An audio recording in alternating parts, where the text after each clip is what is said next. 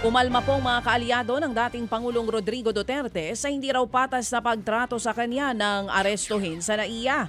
Ayon kay Attorney Silvestre Bello III, pinagkaita ng due process si Digong dahil wala man lang daw kopya ng arrest warrant na ipinakita ng damputin nito.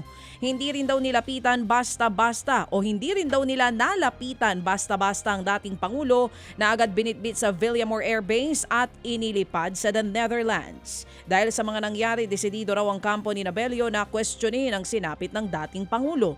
Pinabulaanan din ni Bello ang kumakalat na balitang sinubukang kumuha ng political asylum ni Duterte sa China. Fake news yan, fake news yan. Kung gusto niyang umalis, nandun na nga siya sa Hong Kong. Di ba nasa China siya? Oo. O kung iwasan niya ma-arresto siya, sana nag-run din na lang bumalik. Di ba? In fact, when nung nandun siya, meron ng balita na arresto siya. Pero umuwi siya.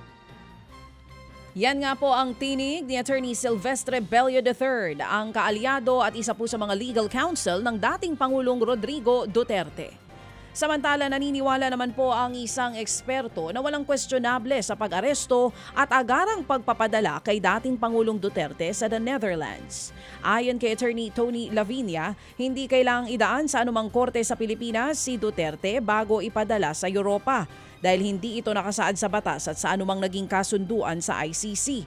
Ang git pa nga ni Lavinia, hindi mag-i-issue ng warrant of arrest ang ICC laban kay Duterte kung walang matibay na ebidensya. Wala rin daw piyansa sa kaso ni Digong.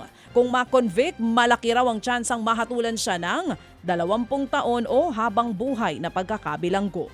Posibleng tumagal ng ilang taon ang paglilitis kaya malabo na raw makabalik sa bansa ang dating Pangulo. Baka may chance tayo to do that kung member pa tayo ng ICC, di ba? Kung member tayo ng ICC, pwede tayo pumunta sa ICC, di ba? As a member, objecting or ordered by the Supreme Court, dito, tapos na eh. And they will not order the president. It's foreign policy na dito.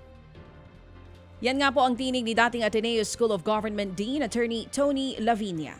Nilinaw naman po ng Commission on Elections o COMELEC na nananatili pa rin kandidato si dating Pangulong Rodrigo Duterte sa pag-aalkalde po ng Davao City. Ayon sa COMELEC, pwede pa rin mangampanya si Duterte kahit iniimbestigahan siya sa ibang bansa.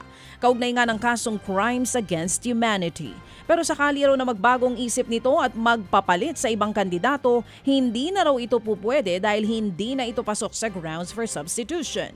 Bibilangin pa rin daw ang boto na makukuha niya sa eleksyon. Ayon pa sa COMELEC, sakaling manalo po ang isang kandidato, kahit wala siya sa Pilipinas, maaari pa rin siyang magsilbi sa pwesto.